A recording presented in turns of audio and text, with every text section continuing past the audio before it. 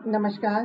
गांधी दर्शन के विविध आयामों की इस श्रृंखला व कड़ी में आप सभी का हार्दिक स्वागत है। गांधी जी के आर्थिक दर्शन का मूल मंत्र स्वदेशी की भावना है। गांधी जी एक महान अर्थशास्त्री नहीं थे और न ही भारत को वैश्विक स्तर पर आर्थिक महाशक्ति बनाना चाहते थे। वे तो एक कर्मण्यवादी विचारक, एक चिंतनशील विचारक थे जो भारत को विदेशी गुलामी से, ब्रिटिश सत्ता की गुलामी से आजाद कराना चाहते थे। उनका मानना था कि स्वदेशी का मूल मंत्र राष्ट्रीय आंदोलन का मूल आधार बन सकता है।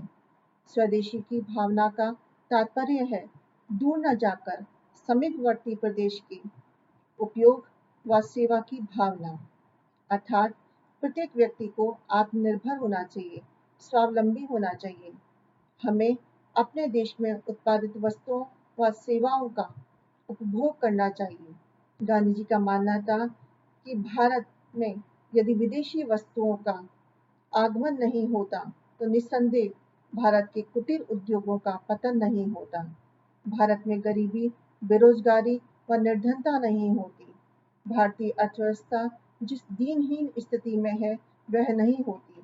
और इसलिए उन्होंने स्वदेशी की भावना का अलख जगाया और राष्ट्रीय आंदोलन में खादी, चरखा व स्वदेशी को मूल आधार और शस्त्र के रूप में स्थापित करने का प्रयास किया।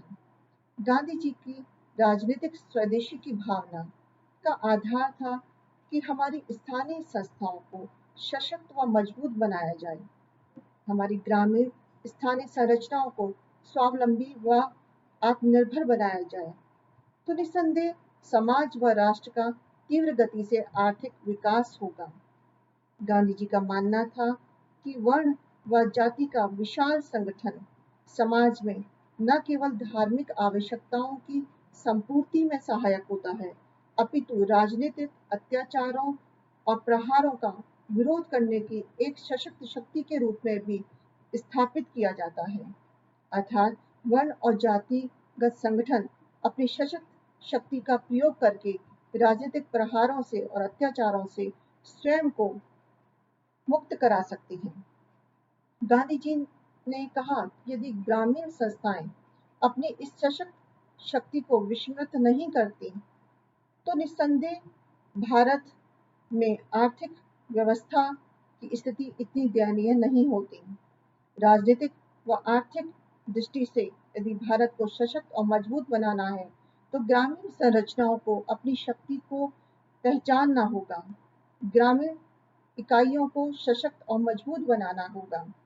और इसके लिए गांधी जी ने आर्थिक क्षेत्र में स्वदेशी को अपनाने की बात कही कि प्रत्येक गांव, प्रत्येक व्यक्ति अपने जीवन निर्वाह की आवश्यकताओं की संपूर्ति करने में स्वयं सहायक हो।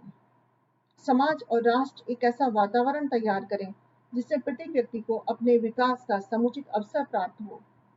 अल्पसंख्यक वर्ग के हाथ में धन व शक्ति का संकेंद्रण न हो, अधिक से अधिक आर्थिक शक्तियों का विकेंद्रीकरण किया जाए और बहुसंख्यक वर्ग की आवश्यकताओं की पूर्ति होती हो, किसी भी व्यक्ति का शोषण न हो, प्रत्येक व्यक्ति अपनी बुनियादी जरूरतें व आवश्यकताएं पूरी करने में सक्षम हो।